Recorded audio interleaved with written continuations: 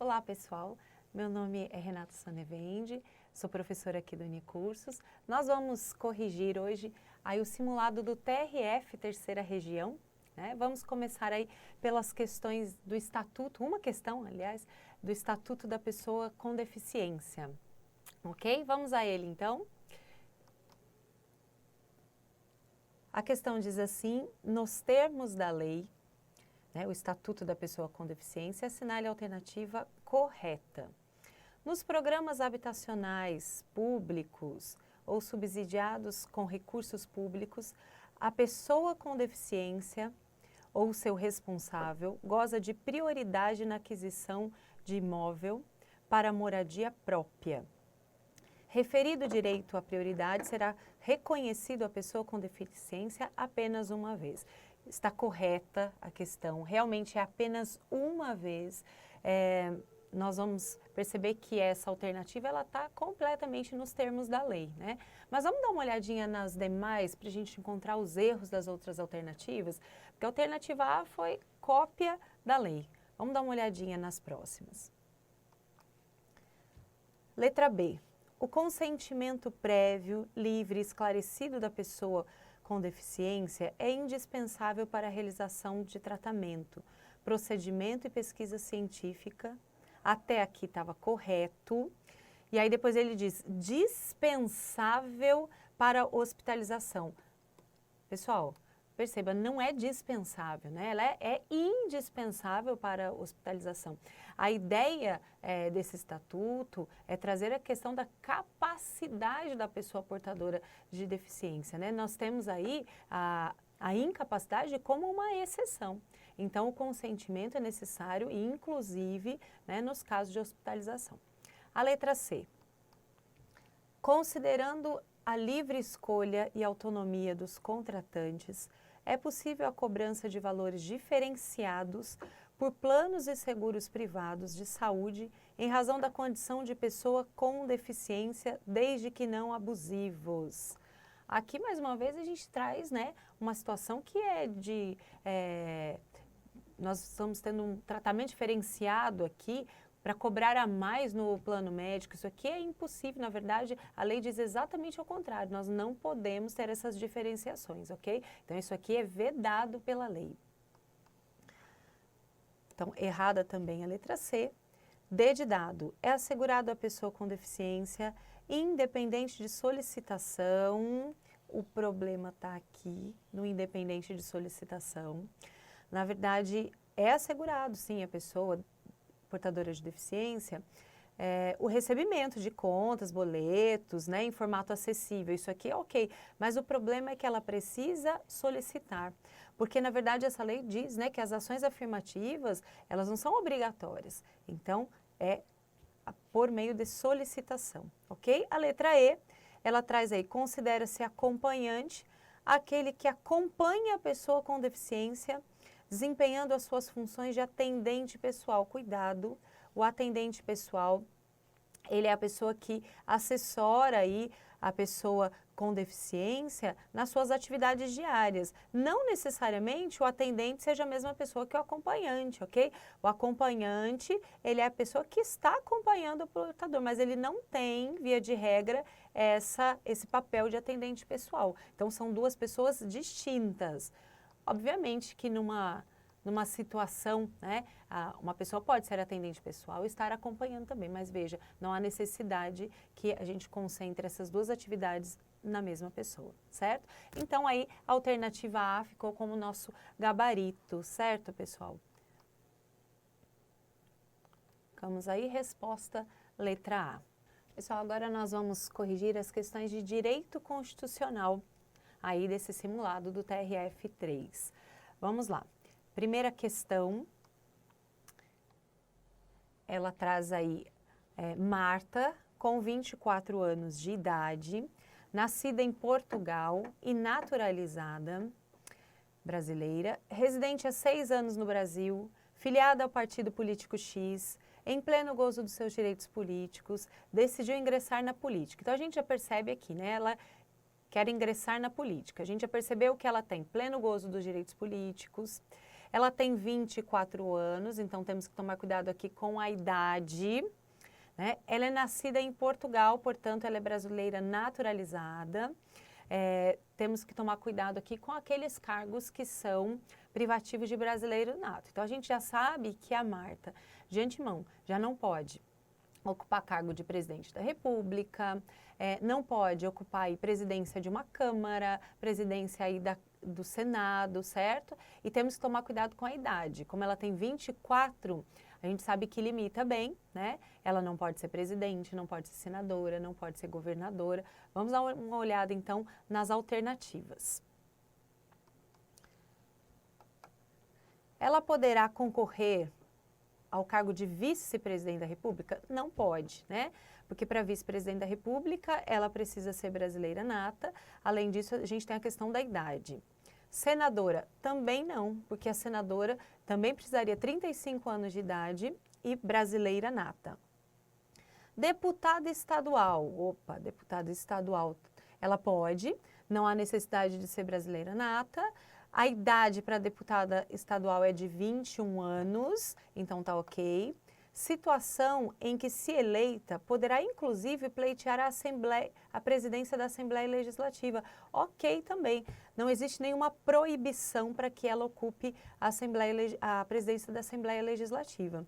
Então, letra C é o nosso gabarito, né? Mas vamos dar uma olhadinha aí também na letra D e E, quais seriam os erros, né, para a gente verificar. D de dado. Deputada federal. Ok a idade, que deputada federal, 21 anos.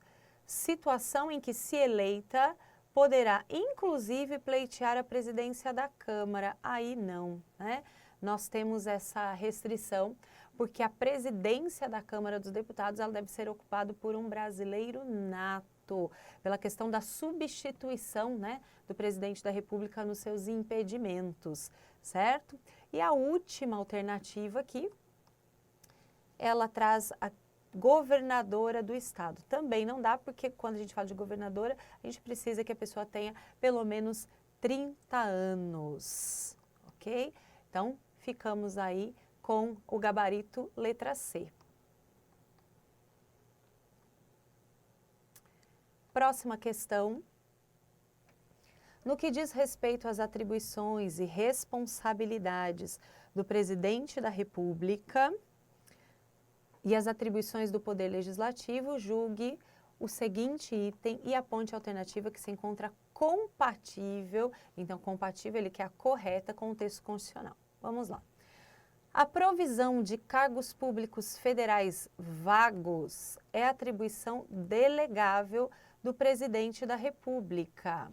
Aqui sim, né, realmente é delegável. Lembrando que a provisão de cargos públicos federais, né, então cabe aí a delegação ao PGR, ao Advogado-Geral da União, aos ministros. Vamos lembrar que o artigo 84 da Constituição, ele traz aí expressamente a possibilidade de delegação ao AGU, ao PGR, aos ministros, né, de algumas tarefas do presidente. Dentre elas estão o decreto autônomo, né, que é cabível aí para a extinção de cargos vagos e também para a administração pública, organização da administração pública federal, não podendo haver aí a extinção, né, nem aí a criação de novos cargos. Mas então o decreto autônomo é delegável, a questão do indulto e da comutação de penas também é delegável, expressamente delegável, e a questão da provisão dos cargos públicos, né, são as atividades que o artigo 84 traz expressamente delegável, certo? E a questão continua dizendo então que a provisão é delegável, ok, mas a extinção de cargos vagos não pode ser delegada. Essa pode sim. Então, o erro da letra A, ela dizer que não pode ser delegada a extinção de cargos vagos. Pode, e por meio de decreto autônomo. B de bola. O presidente ficará suspenso de suas atividades, né, das suas funções nas infrações penais comuns. A primeira coisa é que ele fala de afastamento, né?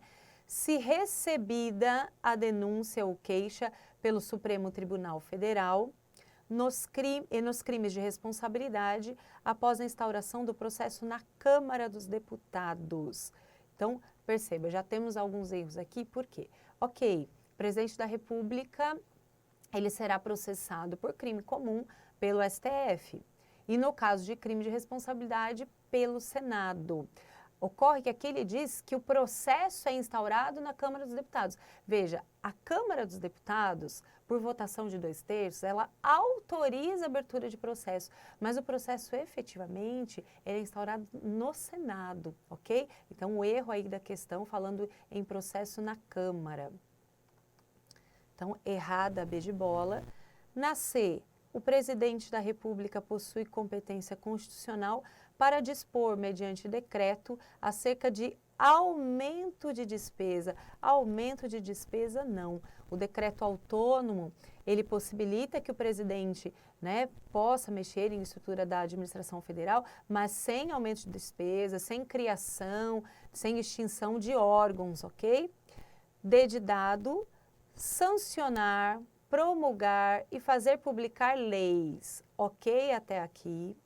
Só que ele colocou emendas à Constituição. Lembre-se, no processo legislativo, o presidente da República, ele não, né, não sanciona, não promulga e não faz publicar emendas à Constituição. A emenda fica por conta da mesa, né, do Poder Legislativo. Bem como expedir decretos e regulamentos para sua fiel execução. Esse final estava correto, o problema realmente aqui é a questão das emendas, né? E a letra E, compete privativamente ao presidente da República celebrar tratados, convenções, atos internacionais sujeitos a referendo do Congresso Nacional, exatamente o texto de lei, né? Quando nós temos quem decide definitivamente aí sobre os tratados é o Congresso Nacional, então, por meio de referendo. Então, a alternativa aí E é o nosso gabarito. Vamos para a próxima questão, né? A próxima questão, nós vamos falar aí sobre direitos e garantias fundamentais. Acerca dos direitos e garantias fundamentais dispostos na Constituição, assinale a opção correta. Vamos lá, sempre, né, riscando aí se ele quer a correta ou a incorreta. Todos podem reunir-se pacificamente, sem armas, em locais abertos ao público. Até aí estava indo bem, só que ele colocou dependendo de autorização. Vamos nos lembrar, nessa situação não é necessária autorização. Nós precisamos do aviso prévio. É um aviso apenas, autorização não, né? B de bola. É inviolável o sigilo da correspondência e das comunicações telegráficas, de dados e das comunicações telefônicas. Salvo por ordem judicial para fins de instrução processual civil, não, né? Aqui, lembre-se que faltou aqui, salvo no último caso, né? E aqui a questão ainda traz para que é possível instrução processual civil. Vamos nos lembrar que a quebra, né, das comunicações telefônicas, ela é possível se nós tivermos uma investigação, né, criminal, um processo penal apenas, tá? Então, só para matéria penal que nós vamos ter essa exceção, ok? A letra C, cláusula de reserva do possível, não pode ser invocada pelo poder público com o propósito de fraudar, de frustrar e de inviabilizar a implementação de políticas públicas definidas na própria Constituição. Encontra insuperável limitação na garantia constitucional do mínimo existencial. Então, esse finalzinho, ó, encontra-se insuperável limitação constitucional no mínimo existencial. Aqui uma questão bem de doutrina, né? Lembrando que a cláusula da reserva do possível, ela foi e é utilizada como matéria de defesa, muitas vezes quando nós vamos pleitear direitos, né, em relação ao Estado, ele traz essa defesa, a reserva do possível, né, dizendo, olha, ok, há direito constitucional previsto, mas não é possível atender a todos os direitos. Veja que essa cláusula ela pode ser alegada Contudo, ela não pode ser alegada para frustrar um direito que faz parte ali do que a gente chama de mínimo existencial. Então, por exemplo, o Estado não pode dizer, né, trazer essa reserva do possível em relação a um pleito, por exemplo, de um medicamento que a pessoa precisa com urgência, né, que é fornecido pelo SUS e não está tendo aí acesso a ele. Então, o mínimo existencial, ele é uma limitação, sim, para a reserva do possível. Ok? Então, a letra C está correta. Vamos dar uma olhadinha na D e na E para a gente verificar qual é o erro. Então, letra C, correta. D, para viabilizar efetivamente a tutela dos direitos fundamentais difusos e coletivos, é possível compelir-se as pessoas que estejam na mesma situação para que se associem. De maneira alguma, a Constituição diz que ninguém é obrigado a se associar ou permanecer associado. Então, errado aí a letra D.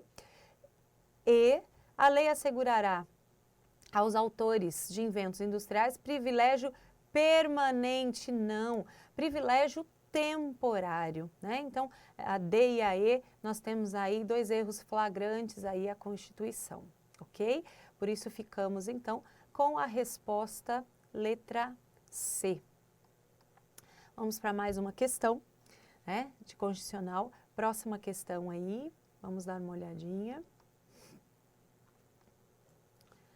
Ela traz aí uma situação de competência. Considerando as disposições constitucionais acerca da composição e competência dos tribunais regionais federais, pessoal, muito importante aí, né, o conhecimento da competência para quem vai fazer um TRF. Então, saber o que é a competência do TRF, o que é a competência do juiz federal, artigo 108, 109 da Constituição, né, cuidado aí com os detalhes. Vamos dar uma olhadinha, a questão nos traz duas situações.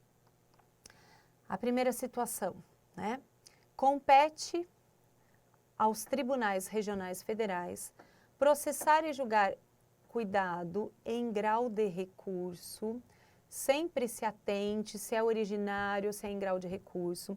Aqui ele está dizendo que o TRF vai julgar em grau de recurso os juízes federais, né? Os juízes também da área militar e do trabalho nos crimes comuns. Cuidado, realmente o TRF julga esses juízes, mas o TRF julga originariamente, não em grau de recurso.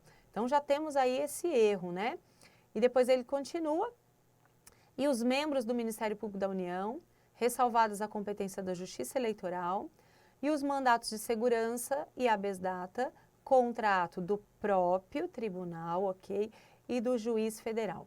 Veja, o que está errado aí nessa assertiva? Onde ele colocou em grau de recurso, deveria estar originariamente. O restante do texto está ok, né? O detalhe mesmo, a pegadinha foi no grau de recurso, tá? Então, você risca aí o grau de recurso, né? E aí ficamos com a assertiva 1 errada por conta disso. 2. Compete aos juízes federais processar e julgar as causas em que a União, entidade autárquica ou empresa pública federal forem interessadas na condição de autoras, rés, assistentes ou oponentes, exceto as de falência, acidente de trabalho e sujeitas à justiça eleitoral e à justiça do trabalho. A questão traz exatamente o que a lei nos diz, né? O que a Constituição nos diz. Tomar só cuidado aqui, que a gente percebe que não há referência à sociedade de economia mista, né? Aqui ele fala em entidade autárquica, empresa pública. Então, as sociedades de economia mista, ainda que sejam federais, o julgamento, o processamento será na justiça estadual, via de regra, ok? Então, a assertiva 2, ela está correta.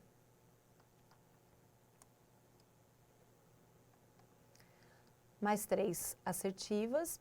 Aos juízes federais compete processar e julgar causas entre Estado estrangeiro, organismo internacional e município ou pessoa domiciliada ou residente no país.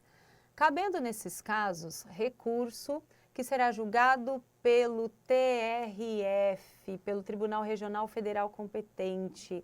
Aqui nós temos um problema. neste caso, né, de julgamento entre Estado estrangeiro e município, realmente é do juiz federal. Então, quando a gente fala em município, é do juiz federal. Lembrando que se o conflito for em relação à União, a estados, quem vai julgar é o STF. Mas quando é município, é juiz federal mesmo. O problema da questão é que ela diz que se houver recurso, esse recurso será, né, julgado pelo Tribunal Regional Federal. E aí, se a gente olhar no artigo 108 da Constituição, não está dentre as competências do TRF julgar esse tipo de recurso. Por quê? Esse recurso ele é julgado pelo STJ. E aí nós vamos ter uma situação de supressão de instância, né? Nós temos uma causa que é julgada por um juiz federal e vai direto para o STJ. Ele passa aí do TRF, né? Não passa reto do TRF e vai direto para o STJ. Nós temos o que a gente chama de supressão de instância. Então, o erro é dizer que o recurso é para o TRF, o recurso é para o STJ, ok? Então, aqui a competência do juiz está ok, o problema, essa parte do recurso, é para o STJ, não para o TRF. 4. Aos juízes federais compete processar e julgar as causas fundadas em tratado ou contrato da União com o Estado estrangeiro ou organismo internacional. Certinho, letra de lei, né, o artigo 109 aí da Constituição. 5. Os tribunais regionais federais compõem-se de, no mínimo, 7 juízes, ok? Recrutados, quando possível, na respectiva região e nomeados pelo presidente da República, ok? Entre brasileiros com mais de 35, não. Aqui, no caso dos tribunais regionais, os juízes precisam ter, no mínimo, né, mais aí de 30 anos. 35, né, mais de 35, é aí o mínimo, o patamar mínimo para os tribunais superiores. Então, STJ, TST, TSE, ok, gente? Mas para tribunal regional, 30 anos. Então, tem um erro aqui na questão, né, quando ela fala 35. Menos de 65, ok, né? Mas então, já temos aí também errada a questão 5, assertiva 5, né? Estão em conformidade com o texto constitucional. Então, estão corretas. Ficamos aí com corretas apenas a 2 e a 4, letra C, ok? Gabarito, letra C. Próxima questão. A próxima questão vai nos trazer aí um questionamento sobre garantias, objetivos fundamentais. Aqui, quando a gente fala dessas garantias fundamentais, né, na verdade, os objetivos fundamentais da República, a gente tem que tomar bastante cuidado com aquilo que é fundamento, aquilo que é objetivo e aquilo que são princípios internacionais, né? Vale muito a pena nós decorarmos a questão dos fundamentos, né? A soberania, a cidadania, né? A dignidade da pessoa humana, o o pluralismo político, a questão da valorização, né? Da iniciativa, do trabalho, então dos valores sociais e iniciativa do trabalho. Por quê? Quando a gente fala dos fundamentos, se a gente tem bem em mente quais são os fundamentos, vai ficar mais fácil a gente distingui-los da questão dos objetivos, dos princípios, ok? Então, vamos dar uma olhadinha, essa questão também bem letra de lei. A garantia do desenvolvimento nacional está incluída como objetivo fundamental da República Federativa do Brasil. Correto, pessoal. Garantir o desenvolvimento nacional é um objetivo, né? Então, tá certa a letra A. Vamos dar uma olhadinha nas próximas, ó. B de bola, soberania é fundamento. E construção de uma sociedade livre, justa e solidária são objetivos. Construção de uma sociedade livre, né, justa e solidária, ok, é objetivo, mas soberania não é objetivo, é fundamento. C, o pluralismo político é um fundamento, e a construção de uma sociedade livre são fundamentos. Veja, pluralismo, ok, é fundamento, mas construção de uma sociedade livre é objetivo. D, prevalência dos direitos humanos como fundamento do Estado Democrático de Direito são objetivos da República Federativa do Brasil. Aqui ele fez uma miscelânea, né? Porque aqui a prevalência dos direitos humanos, ele é um princípio de relações internacionais. A gente tem como fundamento a dignidade da pessoa humana. E aqui ele colocou a prevalência como um objetivo, também não. E cidadania é um princípio, não, cidadania é um fundamento da República.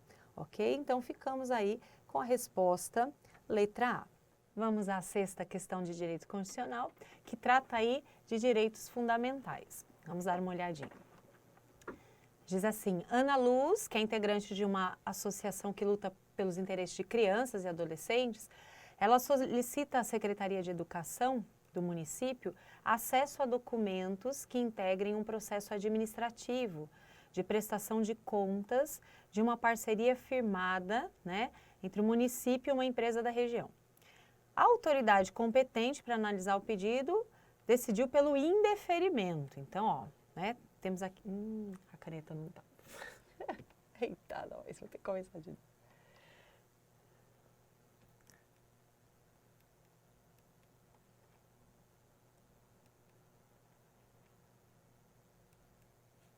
Foi? Foi. Pode começar daí mesmo. É?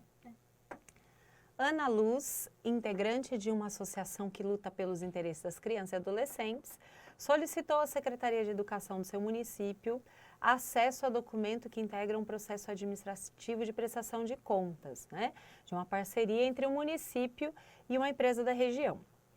A autoridade decidiu-se pelo indeferimento, então já nota aí que a autoridade indeferiu. E a autoridade alegou que os dados, né, não eram relacionados à pessoa de Ana.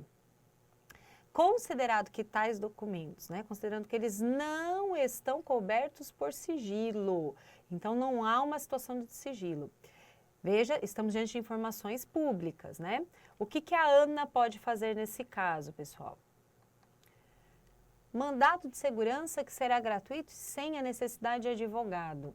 Vamos lembrar, o mandado de segurança, né, não está naquele rol da gratuidade. A Constituição traz aí no rol da gratuidade o habeas data e o habeas corpus. Mandado de segurança precisa de advogado. E a questão aqui é o seguinte, realmente as informações não eram informações pessoais de Ana. Então, não caberia o habeas data. Nós também não estamos falando nenhuma situação de violação ao direito de locomoção, então também não caberia habeas corpus. Então, quando não cabe habeas data, não cabe habeas corpus, né? O remédio é o mandado de segurança. Então, aqui o remédio correto é o mandado de segurança. A letra A só não está correta porque ela diz que não há necessidade de advogado e que a ação, né, é gratuita nos termos da Constituição, não é, certo? Então, vamos dar uma olhadinha nas próximas alternativas. Mandado de injunção. De forma alguma, mandado de injunção, ele é o remédio cabível quando nós temos aí, né, a falta de uma norma que regulamente um direito constitucionalmente garantido. C, habeas data. Aqui não cabe habeas data, porque o habeas data seria se a informação fosse pessoal ou se fosse para retificação de dados. Então, também não é caso de habeas data. Mandado de segurança, letra D de dado, ok? Mandado de segurança, ficamos aí com a resposta correta, D de dado. A próxima questão, questão 7. A questão 7, ela traz aqui algumas disposições sobre administração pública e servidor público. Considere as assertivas. A perda do cargo de servidor público que cometer alguma irregularidade no exercício de sua função poderá ocorrer mediante processo administrativo, ok? Assegurada a ampla defesa, ok? Desde que não tenha estabilidade. Veja, o funcionário público, né, servidor público, quando estável, ele pede o cargo em 3 hipóteses previstas aí na parte da administração pública. Nós temos outras previstas em outros institutos constitucionais, mas, né, dentro aqui do edital, essas 3 hipóteses que podem ser cobradas. Quais são as 3 hipóteses em que o servidor público estável pode perder aí o seu cargo, né? O processo judicial transitado em julgado, né, tem uma sentença transitada em julgado, temos um processo administrativo, garantido ampla defesa, contraditório, e avaliação periódica, a chamada insuficiência de desempenho. Seriam essas 3 situações, mas essas 3 situações são exatamente previstas para aquele servidor que é estável, né? Então, aqui quando a questão fala que ele pode perder para o processo administrativo desde que não seja estável, está errado, certo? Vamos para as próximas. Um engenheiro concursado de órgão público federal exerce cargo técnico. Então, cuidado aqui, nós estamos dizendo que ele exerce um cargo técnico em sua área de formação. Ele é aprovado para outro concurso no cargo de professor. Veja, a Constituição fala claramente que um cargo técnico pode ser cumulado com o cargo de professor, desde que haja a compatibilidade dos horários, né? Também é possível 2 cargos de professor ou 2 cargos da área da saúde, certo? Aqui, então, havendo compatibilidade de horários, é perfeitamente possível que esse servidor ele exerça seu cargo técnico na área de engenharia e, no período aí contrário, exerça a função de professor. Mas a questão diz assim, que ele está impedido. Não, ele não está impedido, né? Ele pode, aqui ele falou, ainda que haja compatibilidade. Então, se houver compatibilidade de horários, ele pode sim. Então, errado, certo, pessoal? Estamos aqui com 2 erradas. A 3. A terceira aqui é a União, os estados, o Distrito Federal e os municípios manterão escolas de governo. Cuidado, município não é obrigado a manter escola de governo. E temos um segundo erro ainda. No final ele diz assim, que a escola de governo, né, a participação nas escolas é requisito para a manutenção do servidor na carreira. Não é para manutenção, né? É para efeitos de promoção, né? Então lembre-se aí, o município não é obrigado a ter escola de governo e não é para manutenção do servidor na carreira, né? É para efeitos de promoção, de progressão, certo? 4. Assertiva 4 diz assim, indivíduo titular de cargo público efetivo, de médico, junto à administração pública estadual, provido mediante concurso público, foi eleito deputado. À luz da Constituição, referido indivíduo não poderá cumular o exercício do cargo público com o cargo eletivo, devendo afastar-se do primeiro cargo, né, caso pretenda exercer o mandato de deputado. Pessoal, está correta a assertiva? Vamos nos lembrar o seguinte, o servidor público, ele pode se candidatar aí, né, a cargos eletivos. Se ele se candidatar a vereador, é possível ele cumular aí o seu cargo público com a vereança, desde que haja compatibilidade de horários. E nesse caso, ele pode inclusive receber as 2 remunerações. Se não for possível compatibilizar, ele pode exercer a vereança e optar pela remuneração. Isso em relação ao vereador. Se ele for eleito prefeito, ele tem que se afastar. Mas ainda pode fazer uma opção em relação à remuneração, se ele quer receber a remuneração do cargo público ou a de prefeito, até porque algumas prefeituras menores, né, as remunerações de prefeito não são tão altas assim, então de repente ele prefere ficar aí com a sua remuneração de servidor público, isso é possível, mas ele tem que se afastar do cargo. Mas no caso de deputados, governadores, todos os demais, tá? Todos os demais cargos eletivos, e aqui no caso o deputado estadual, nestes casos o servidor público ele tem que se afastar e além de se afastar ele não pode fazer opção da remuneração, né? Ele vai ter que se conformar aí com míseros salários de um deputado, de um senador, certo? A opção então não há opção de remuneração e ele tem que ser afastado realmente. Então a questão aqui assertiva está correta. Ok? Correta, assertiva. Próxima. A fixação dos padrões de vencimento e dos demais componentes do sistema remuneratório observará a natureza, o grau de responsabilidade, a complexidade dos cargos, né, e os requisitos para investidura e peculiaridade dos cargos. Correto nos termos da Constituição. Então, nós vamos ficar aqui 4 e 5 estão corretas, mas ele nos pede aí o que está incorreto. Então, o que está incorreto, 1, 2 e 3 B de bola, ok? Cuidado, que aqui ele nos pede as incorretas. Letra B, aí é o nosso gabarito. Vamos à última questão. A última questão fala sobre nacionalidade, né? Ela vai pedir aí para nós o conceito de brasileiro nato. Vamos nos lembrar que no Brasil nós adotamos aí tanto o critério sangue como o critério solo, né? Para atribuirmos aí aos brasileiros natos. Vamos dar uma olhadinha então, o conceito de brasileiro nato.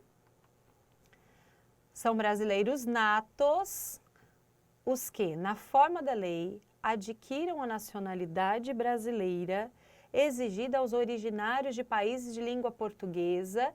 Aí a gente já parou tudo, porque se ele está adquirindo, não é, né, brasileiro nato, é um brasileiro naturalizado. E além de tudo, ele ainda traz aqui um erro, né, porque até mesmo o brasileiro naturalizado, que vai buscar essa naturalização, ele precisa residir aqui no Brasil, quando é de país proveniente de língua portuguesa, pelo menos 1 ano, né? E aqui ele colocou 6 meses. Mas mesmo assim seria brasileiro naturalizado, aqui o conceito da letra A.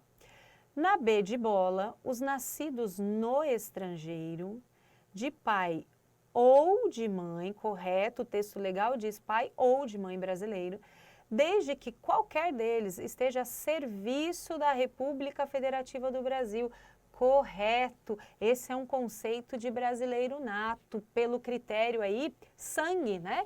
Porque ele é filho de brasileiros, que ele nasceu no exterior, mas um dos pais estava a serviço da República Federativa do Brasil. Tomar bastante cuidado com esse termo, a serviço da República Federativa do Brasil. Aqui, nós exigimos que a pessoa realmente seja a serviço da República. Se nós tivermos aí o pai ou a mãe, né, que está a serviço de uma empresa privada fora do país, não caracteriza aqui. Obviamente que se alguém está fora do país, trabalhando numa empresa privada e o filho nasce lá, se ele é brasileiro, quer que o filho seja registrado, ele vai lá, registra na repartição brasileira, né? E a criança será considerada brasileiro nato. Se assim não o fizer, ainda poderemos falar de brasileiro nato se essa criança, após a maioridade, vir a residir no Brasil, né? E fizer a opção de nacionalidade, que será homologada por um juiz federal. É uma das competências aí do juiz federal. Certo? Vamos dar uma olhadinha nas outras assertivas, por que elas estão erradas? C.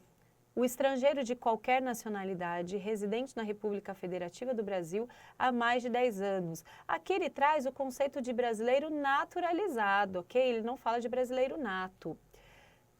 Os que na forma da lei adquiram a nacionalidade brasileira. Mais uma vez, está falando de brasileiro naturalizado. E aqui também, ó, aqui em cima a gente tinha o erro de 10 anos, aqui são 15, e aqui 2 anos, 1 ano, né? Então, além de estar falando de brasileiros naturalizados, estavam errados os prazos. Cuidado com a letra E, os nascidos no estrangeiro, de pai e de mãe brasileira, desde que ambos estejam a serviço da República Federativa do Brasil. Veja que a Constituição não exige que o pai e a mãe sejam brasileiros e também não exige que ambos estejam a serviço da República Federativa do Brasil. Basta que um deles esteja. Por isso, o texto, né, se aproxima muito mais do texto legal, traz, na verdade, a literalidade da lei, a letra B de bola, que é o nosso gabarito. Ok, pessoal? Então, encerramos aí as questões de direito constitucional. Daqui a pouquinho a gente vai também fazer a correção do direito administrativo, certo? Um abraço a todos, até a próxima.